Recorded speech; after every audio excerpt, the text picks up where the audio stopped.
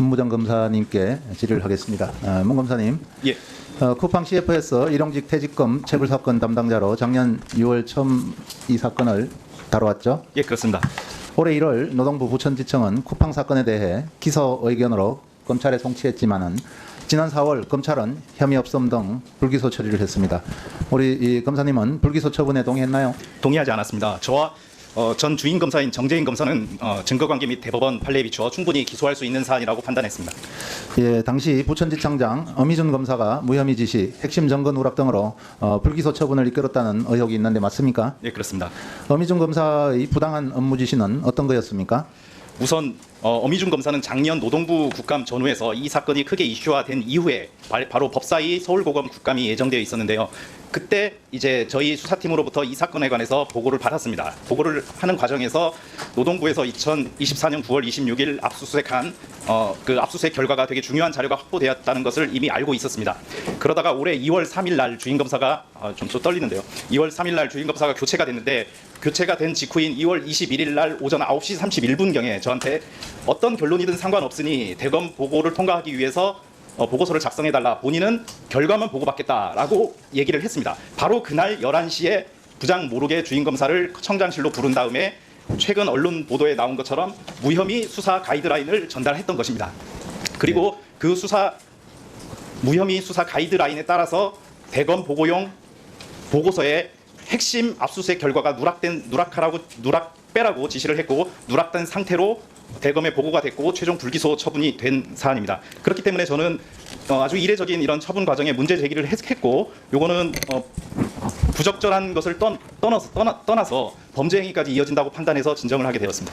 예, 조금 진정하시고 차분해지시길 바랍니다. 그렇다면 우리 문 검사님은 당시 기소 의견을 주장한 이유와 근거가 무엇인지 짧게 좀 말씀해 주십시오. 예, 그 일각에서는 일용직 근로자들한테 과연 퇴직금을 지급해야 되는지 그런 의문을 가지고 계시는 분도 계시는 걸로 알고 있는데 대법원 판례에 따르면은 일정 요건을 갖춘 실질적으로 판단해서 일정 요건을 갖춘 일용직 근로자라 하더라도 퇴직금을 지급하게끔 되어 있습니다. 따라서 쿠팡에서도 2023년 5월 이전에는 정상적으로 퇴직금을 지급하고 있었습니다. 문제가 된 2023년 5월에 쿠팡에서 취업규칙을 변경하게 되었는데요. 그 전에는 노동관계법령에 따라서 근로기간이 1년 이상 근무하고 단 사주 평균 주당 15시간 미만인 경우에만 제외하도록 이렇게 해서 퇴직금을 지급했는데 2023년 5월경에 취업규칙을 변경을 하면서 이러한 15시간 미만 근무한 기간이 있는 경우에는 바로 종전 근로기간이 어떻게 되든지 상관없이 0으로 만들어버리는 리셋 규정을 도입하게 된 것입니다. 따라서 당연히 쿠팡 근로자들은 퇴직금을 받을 수 있었는데 하루아침에 본인이 동의하지도 않았는데 퇴직금을 못 받은 상황이 된 것이고 이렇다면 당연히 근로자들한테 취업규칙 분리 변경인 것이죠. 그런 이 취업규칙은 사용자가 임의대로 만들 수 있는 것이기 때문에 대법원은 그리고 관계법령과 대법원 판례에서는 일정한 요건을 기재하고 있습니다. 함부로 변경하지 못하게끔. 그 요건에 대해서 쿠팡에서는 세 가지 요건을 제시하고 있는데 하나도 지키지 않았던 것입니다. 더군다나 노동청, 부천지청에서 확보한 압수수색 영장 결과에 의하면은 쿠팡의 내부 의도까지 파악할 수 있는 압수수색 결과까지도 있었기 때문에 이거는 기소함이 매우 상당했었고 그래서 담당 근로감독관도 기소 의견으로 송치했고 전 주인검사와 저도 당연히 근로자 퇴직급여 보장법 위반으로도 기소할 수 있고 또 한 가지 혹시라도 계속성, 상근성의 요건이 탈락됐을 경우에는 근로기준법 위반으로 적용해서도 충분히 기소할 수 있다라고 판단했었습니다. 그래서 기소 의견을 가장 강하게 주장했던 것이고요. 이상입니다. 예, 그래서 취업규칙 변경으로 퇴직금을 줄이면 얼마나 인건비를 세이브할 수 있느냐 이런 쿠팡 내부 자료를 확보하자는 의견을 제시했는데 이것도 묵살됐죠? 예, 그렇습니다. 가장 핵심적인 압수수색 영장에서 확보한 결과 중에 제가 이거는 대검에 반드시 보고해야 된다라고 주장했던 부분이 바로 이겁니다. 어떤 워딩이냐면은 일용직 사원들에게 연차, 퇴직금, 근로기간 단절의 개념을 별도로 커뮤니케이션하지 않으며 이의제기 시 개별 대응하라라는 그런 내용입니다. 이런 워딩은 즉 이 근로기간 단절의 개념 언론에 나오는 근로기간 리셋하는 그러한 동일한 맥락인데요. 근로기간 단절의 개념을 별도로 커뮤니케이션하지 않는다라는 쿠팡 내부의 지침이 있다라는 것은 이거는 고의를 입증할 수 있는 가장 강력한 증거라고 판단이 됐고 요거를 왜 대검에 보고를 하지 않느냐라고 계속 주장을 했던 것이죠. 예, 네, 이상입니다. 거기까지만 하시고요. 이 밖에도 24년 9월 26일자로 진행된 노동청의 쿠팡 압수수색 정보가 사전에 유출됐다는 의혹이 있습니다.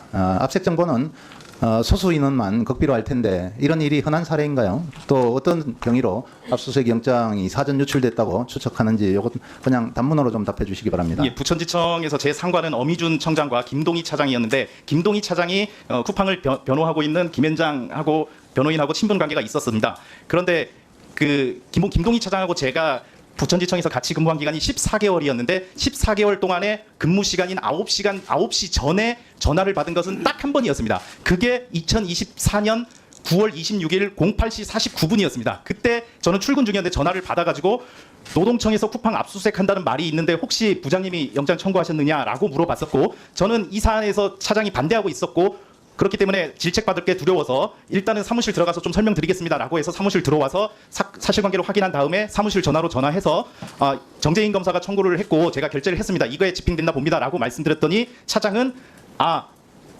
나중에 대검에서 알게 되면 한 소리 할 텐데요. 일단 알았습니다라고 해서 전화를 끊었습니다. 네, 그 압수수색 영장 집행 계획이 사전에 유출되는 것은 있을 수가 없는 일이죠. 예, 그렇습니다. 네, 이게 매우 심각한 문제이기 때문에 진정서에 포함하게 된 거죠. 예, 그렇습니다. 문제가 있기 때문에 이거를 사전에 알았다면은 기소할 수 있었던 거 아닙니까? 그렇습니다. 사전에 알았다면 제 주장에 당연히 힘이 실렸을 것이고요. 어미준 청장이나 김동희 차장도 쉽게 그 증거를 배척하지 못했을 것이라고 생각이 듭니다. 오해와 혼선과 이런 이슈들이 발생한 것에 대해서 저는 생각합니다. 그동안 의원님이 계속된 지적도 있으셨고 또 여러 우리 또 일용직 근로자들의 처우 개선을 위해서 이번에 저희들이 다시 원복하는 걸로 그렇게 의사결정을 했고요.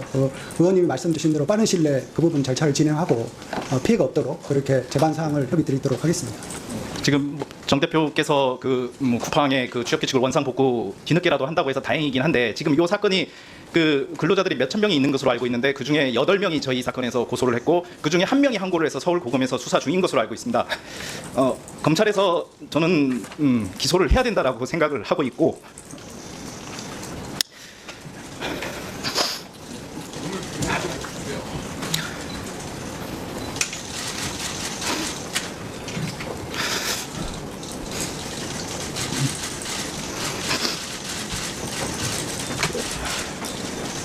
자, 참고인 진정하시고 천천히 말씀하셔도 됩니다.